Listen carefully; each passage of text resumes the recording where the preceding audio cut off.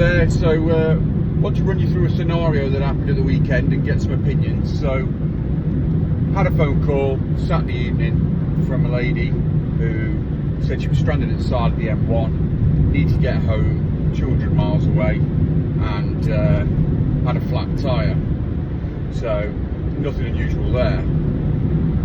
She proceeds to tell me that the RAC, even though she's a member, have said they won't help her. So I was a little bit shocked by that because it's not the RAC's way. So tried to probe into it a little bit, but she wasn't very forthcoming. She was a little bit all over the place. I assumed it was because obviously the nerves of being at the side of the motorway. So you know, let's get the details. Let's get the job booked on so we can get you moved to a safe place. Anyway, the lady in question then proceeds to complain about the price, about the time scales, which was within an hour, by the way. Bearing in mind I'm on a job over the M6 at Birmingham, and this is at the M1 at Lutterworth. So so back and forwards. Anyway, so eventually she agrees, books the job on. So on we go. About 20 minutes later, gets a call to say I'm off the motorway now. I'm in a lay-by at the side of the M1, just at the Lutterworth Market Harbour turning, junction 20. Brilliant, you're off the motorway. That's even better, safe. So I arrive at the job and to be met by a very irate lady who is complaining about the price of the tyre again, about the RAC won't help her. It's all a waste of time. I've got 200 miles to go. I should be sat at home with a glass of wine after a hard day's work. Okay, what do you do? I'm a doctor. Right, okay. Great. Well, we'll get you sorted, get you back on the road, and you'll get home. So, starts to do the checks and realises the other tyre's bored on the other side. So, given the circumstances I've faced as I've turned up, I thought this conversation's probably not going to go very well. So, I inform her that company policy is you've got another bald tyre on there, which is illegal. So therefore, I can't put one tyre on and then let you drive away knowingly with another illegal tyre on. As you can imagine, that went down like a lead balloon. Oh, this is just a scam to sell more tyres. What's wrong with it? I've drove on it all the way here. I just need to get home 200 miles. So I proceeded to explain that, you know, you've got an illegal tyre on there which has gone pop. That's why you're stuck here at the side of the road. You've got another illegal tyre on there, so you're not insured if you have an accident because you've got an illegal tyre. You knowingly are willing to drive, so that concerns me. So it's company policy, you know, we either make you legal or we can't put the tyre on. So in the end, she agrees. So we get about doing the work and putting the tyres on. So the tyres, as you'll see, I'll put a pop-up picture up of one of the tyres. Well gone, cords exposed. It's not just, oh, I'm just on the borderline of illegal and it's gone over or something like that. They were well gone. So they've clearly not been looked at. So anyway, so we're getting towards the end of the job, getting the last tyre on, torquing it up, and she proceeds to say to me, this is all the DVSA's fault, or DVLA, I think she may have said. They didn't send me a reminder, so that's why I'm in this position. I said, right, okay. What, reminder about your tyres? And she said, no, about me MOT. So I was thinking, MOT? So what's the issue with your MOT then? She went, oh, it lapsed 2 weeks ago. That's why the RAC won't come out to me. Right, okay. So we've just had a full conversation, not 15 minutes ago, about the legality of your car. We've had to put 2 tyres on, which are illegal, beyond illegal. And now at the end of the conversation, you drop in that you're actually out of MOT. So I said to her, well, obviously, you've now got 2 legal tyres on there, but I must inform you, and I will get you to sign on our form to say that we've advised you that you shouldn't be driving that car and that you should get recovered over. And then she said, well, the RAC won't help me. No, because you've not got an MOT, so your policy's not valid. Same as your insurance is not valid, same as nothing because it's a legal car. So she said, well, I've got to drive it And I said, well, no, you haven't got to drive it at all. You know, I'm not the police.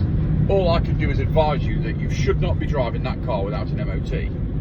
You know it's without an MOT.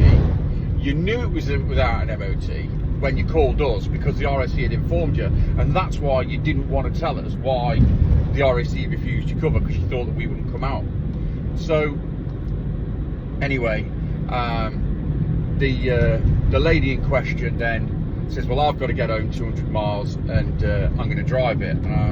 Okay, well, you do you, but you know, it's if you get caught with it, the police are not going to be very happy. You've got 2 brand new tyres on there, they're going to see those. So anyway, she says, well, between you and the RAC, it's cost me a fortune tonight, so I can't afford to do recovery because it's cost me more for these tyres than I earned to my shift today.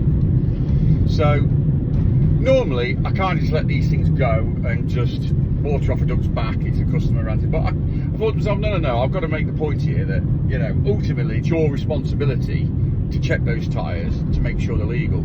It's your responsibility to make sure that your tyres are legal, that your pressures are up. You're doing hundreds and hundreds of miles. You know, those tyres haven't gone bald overnight. You know, you're in this position not because of the DVLA, not because of the RAC or myself. You're in this position because you haven't done the checks as a driver. So there's only one person to blame in this situation, and that is yourself. As much as you obviously you don't want to hear that, like, this is one of those accountability times. And you know, I've heard all the reasons why. She said, I'm a doctor, I'm really busy, I don't have time to worry about these things because I'm saving lives. So okay, you do a very, very important job, I understand that.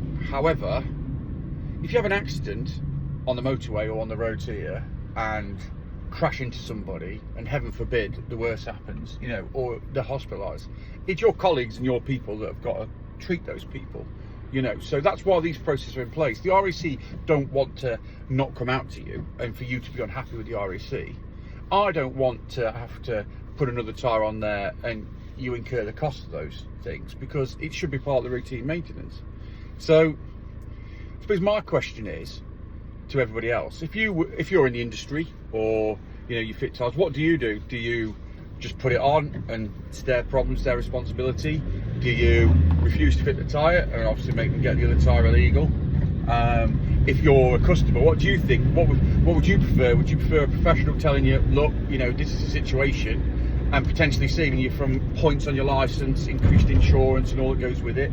Or is ignorance bliss? Would you rather just go about and then potentially have an accident or a blowout further down the road?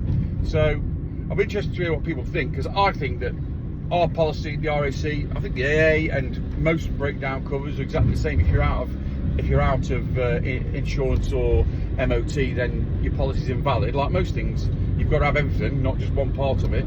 I understand people are busy. However, if you've got the right email, invariably you do get a reminder, and also once you're out of MOT, you do get another email or a letter to say you're out of MOT, you know, you could be fined, etc.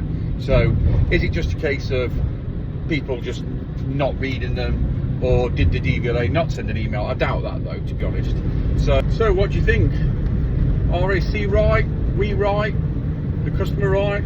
If it was you, what would you want to happen? Would you want a quick fix? Make sure that you're legal, get the right advice, or is the main thing just get home and try and bury your head in the sand? I think personally that the RAC and ourselves are completely in the right. Make sure the car's as roadworthy as possible. I don't think anybody should be driving around without a roadworthy car in any shape, whether that be tyres, brakes, whatever. Again, I think if you told somebody that the brakes were worn out, then they wouldn't leave it, would they? So I think the same common sense has to apply to everything. But very interested to hear what you think.